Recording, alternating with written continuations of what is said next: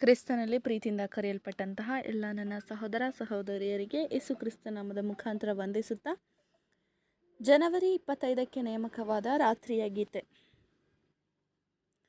ಕರ್ತನ ಆಶೀರ್ವಾದವು ಐಶ್ವರ್ಯವನ್ನುಂಟು ಮಾಡುವುದು, ಅದರೊಂದಿಗೆ ಆತನು ಯಾವ ದುಃಖವನ್ನು ಸೇರಿಸುವುದಿಲ್ಲ. ಜ್ಞಾನೋಕ್ತಿಗಳು 10ನೇ ಅಧ್ಯಾಯ 22ನೇ ವಚನ. ಯಾರೆಲ್ಲ ಕರ್ತನ ಆಶೀರ್ವಾದವನ್ನು ಹೊಂದಿದ್ದಾರೋ ಅವರು ಒಂದು ವೇಳೆ ಈ ಲೋಕದ ಸಂಪತ್ತನ್ನು ಹೊಂದದಿದ್ದರೂ ಅಂಥವರು ನಿಜವಾಗಿಯೂ ಐಶ್ವರ್ಯವಂತರಾಗಿದ್ದಾರೆ. ಲೋಕದಲ್ಲಿ ಎಷ್ಟೋ ಐಶ್ವರ್ಯ ಉಳ್ಳವನಾಗಿದ್ದರೂ ಅವನ ಐಶ್ವರ್ಯವು ಆತನಿಗೆ ಸಮಾಧಾನ, ಸಂತೋಷ ಮತ್ತು ಆನಂದವನ್ನು ತರದಿದ್ದರೆ ಅದರಿಂದ ಪ್ರಯೋಜನವೇನು? ನಾವು ಎಲ್ಲಿ ಹೋದರೂ ಬಡವರನ್ನು ಮತ್ತು ಐಶ್ವರ್ಯವಂತರನ್ನು ನೋಡುತ್ತೇವೆ.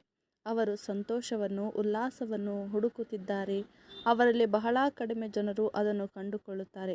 ಅಯ್ಯೋ, ಈ ಲೋಕವು ಕರ್ತನ ಆಶೀರ್ವಾದದಿಂದ ಬರುವಂತಹ, ಯಾವಾಗಲೂ ನೆಲೆಸಿರುವಂತಹ ಸಂತೋಷ, ಸಮಾಧಾನ, ಐಶ್ವರ್ಯವು ಯಾವುದೆಂದು ಅರಿತುಕೊಳ್ಳುವುದು ಅಸಾಧ್ಯವೆಂದು ತೋರುತ್ತದೆ.